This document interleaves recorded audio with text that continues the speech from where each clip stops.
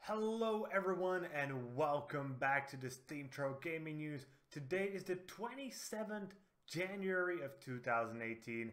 My name is Kralizec and I will be your host for the evening.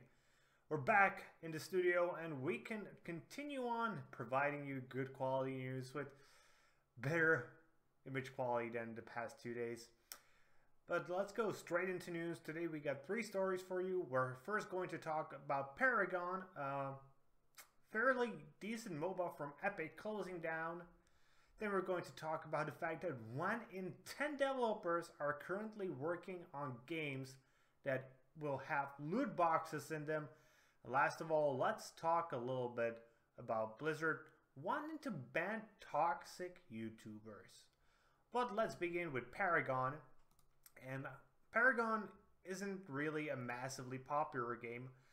It's a free-to-play MOBA that isn't played from a top-down perspective, as it is pretty common in the MOBA genre. It's played from a third-person view, you know, over the head.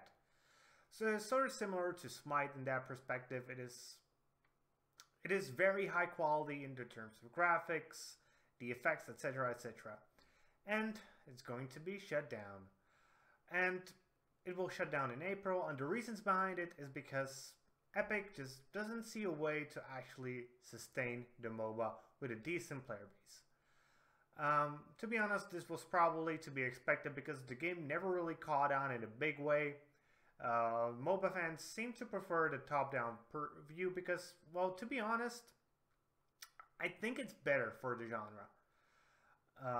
First-person perspective has a problem of being much more harder to watch, or third-person view. If you have a top-down view, it is very easy to see what is going on the screen if you are watching the game from a viewer point of view. Man, I said view in that sentence a lot. But yeah, and the point of MOBAs these days is they like to be esports. And Paragon actually had some decent mechanics. I actually liked it quite a lot. I played a little bit when it started. Then I quit because I'm not a big fan of MOBAs, but if there actually was a MOBA I wanted to play, it was actually Paragon usually. Yeah, but the biggest problem for it, in my opinion, is that there really isn't that big of a market for third-person view MOBAs. Smite has managed to pretty much snatch all of that sort of consumer base that would want to play that and would want to watch that. And Paragon, while it had superior graphics, it lagged the player base. And because Epic actually managed to get a huge success with Fortnite, especially with Fortnite Battle Royale last year, and what happened a few weeks ago is that they actually transferred the developers from Paragon into Fortnite, it was pretty obvious that Paragon is going to die. I don't think many people expected it to happen this soon, this quickly, but this is what's going to happen. The game will just stop existing. The servers will not be available anymore. But what should be also mentioned is the fact that Epic is being insanely fair. They're going to give every Paragon player their money back for every purchase they ever made in Paragon. I don't think anyone ever expected this.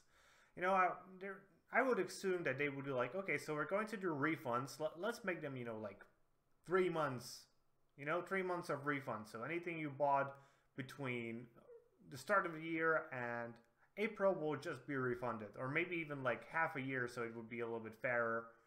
But full refunds for anything you ever bought in the game, man, that's some awesome behavior, and Epic, good job. I wish more developers would be so considerate that they would do this.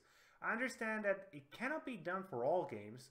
You know, it cannot be done for, let's say one day World of Warcraft will end and Blizzard cannot be allowed, so you were paying stuff in the game, so we're shutting it down, we're just going to give you all your money back. Obviously that's not the case because they provided you a service and you enjoyed the service. And I would actually be fine if they said like, we're just going to get 6 months back, and I would still be, yeah, that's a good approach, Epic. But them refunding it all the way back is insane. The thing is, Paragon hasn't been running for that long, to be honest. I think it's something about a year, maybe year and a half. But, you know, and probably not so many people actually bought that much shit inside the game, as it wasn't that massively popular. But still, it's a nice gesture from Epic.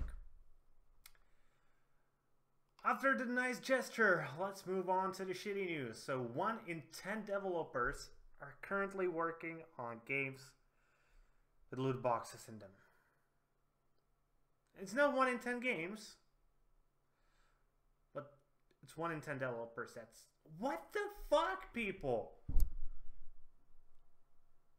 Seriously, loot boxes was what caused the huge failure of Star Wars Battlefront, of Need for Speed. I know those were all EA games, and probably small developers will be capable of getting away with putting loot boxes in their games. But we seriously need a push in the industry that will say no to loot boxes, as they are shit. They're a shit mechanic that should not exist in a fair industry.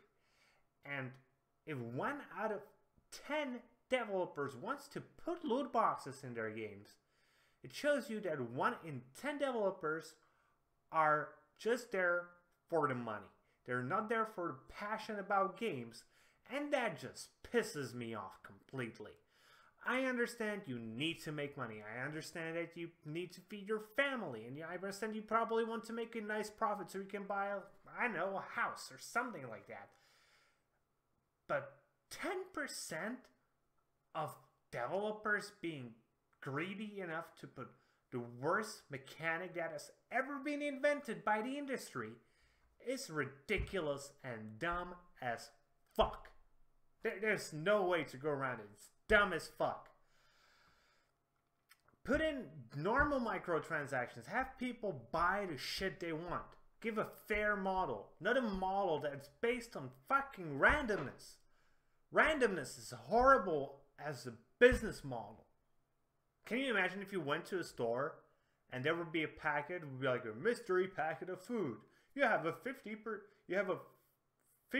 0.5% of getting a steak, but most of the time you're just going to get bread, and it would cost $10. Would you buy that mystery packet, or would you go and buy cheap bread that would cost you like $1 and a nice steak for $15? You would go and buy the steak for $15 and the bread for $1. The problem is, there is a percentage in the population that will go and buy these mystery boxes, as you know, loot boxes essentially are, in the hopes of getting that steak for cheaper. But they instead go on buying like 50 of these. So they actually in total spend much more to actually get what they want. And that's the reason why developers are using them, because in the end they actually make more money out of loot boxes than they do out of sales of stuff that would be ideally on display for what you're paying for is what you get. And I understand that you're making more money through microtransactions. I've seen the graphs. But please, please developers, understand that in the end, it will come and fuck you in the ass. As over time, consumers will start to understand that loot boxes are a terrible system to make money off of. Please. On top of that, we have actually a full list of what business model are developers planning to use. So 49% are planning to use pay to download. You know, you buy a game, you get a game. That's reasonable. 39 are free to download. That means free to play games. Yeah. I personally am not a big fan of many free to play games, as their business models tend to be much worse than of pay to play games. But it's just the fact of the industry that some games need to be free to play to even be considered to play. 23% of developers are considering using paid DLC and updates. I'm again fine with that, as long as if it's not day one DLC, as day one DLC should just be packed into the game. You should make a game, release it, and then start working on expansions. Or, you know, you don't have to wait until it's released. You can start working on the DLC while it's being prepared to release, even though you have the game finished. Hopefully in a state where it's not buggy, but that's again, I'm fine. Paid in-game items. Again, I'm fine with those as long as you're buying what you see. Paid in-game currency.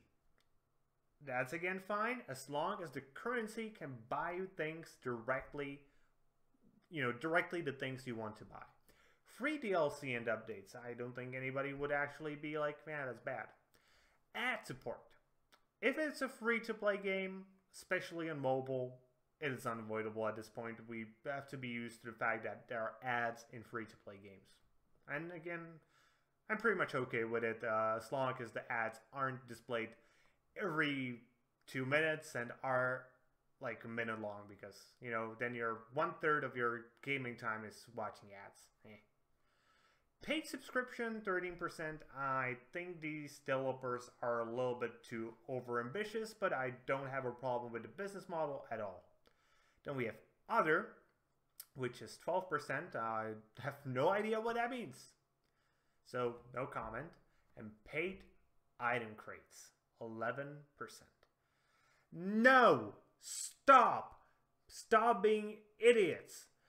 Luckily, it is the lowest amount of developers who want to use loot boxes, so it seems that developers are starting to understand that you shouldn't use loot boxes. Sadly, the big corporate publishers will probably want to push loot boxes for at least a few other years to make those huge profits that come with random items. But hopefully even these big publishers will understand over time that we cannot do this because it harms our company in the long run.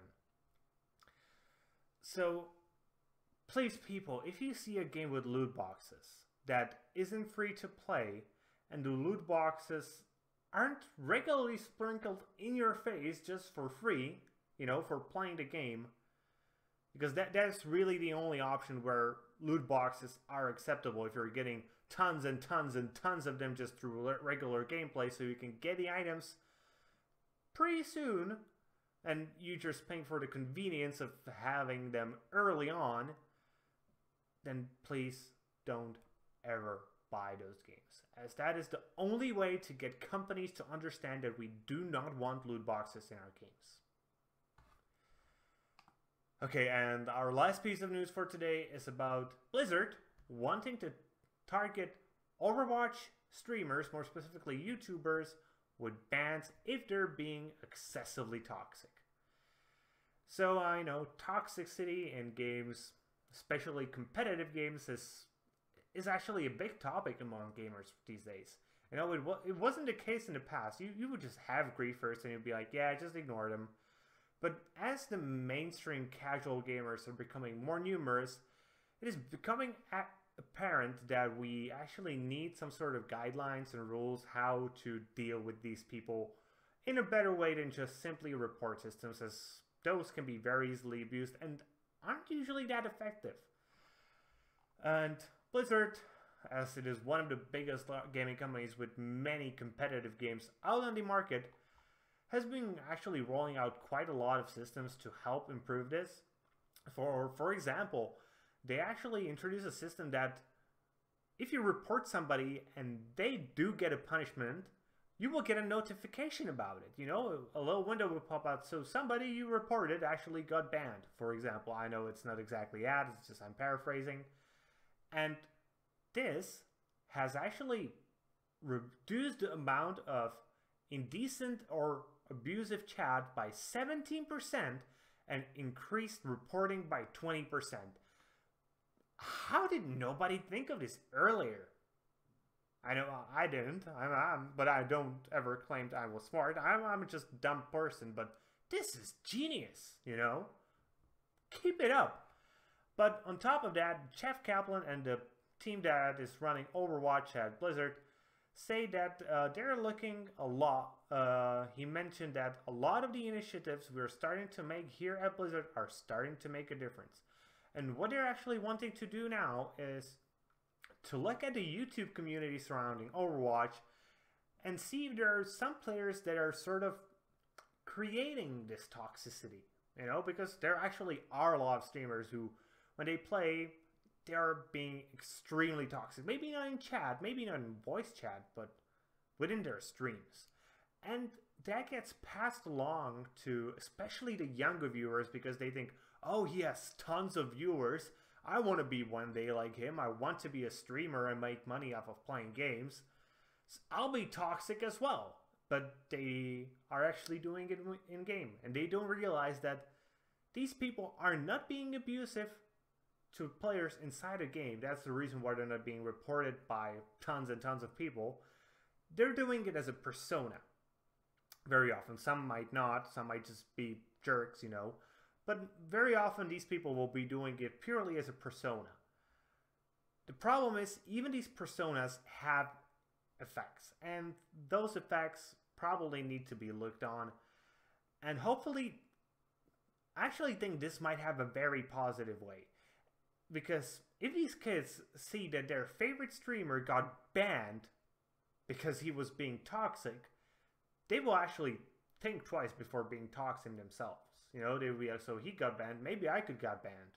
You know, this won't even be a conscious thought. This will just seep into their unconscious and hopefully reduce the amount of toxic behavior in Blizzard games. And if it does, I actually hope that more gaming developers do come to this conclusion as well, that this should be done. And with that being said, that's going to be it for today, guys. I hope you enjoyed today's video. If you did, please consider giving us a thumbs up here on YouTube and subscribing to our channel. If you are watching this on Steemit, an upvote would be very nice of you. And if you like our content and would like to see daily, be sure to follow our blog. Either way, you should leave a comment because we are always interested in your opinions. And also be sure to tune in tomorrow, as tomorrow is the day of the big Gaming Trail podcast with me and Tygergamer. And that's going to be it, so see you guys later. More gaming content.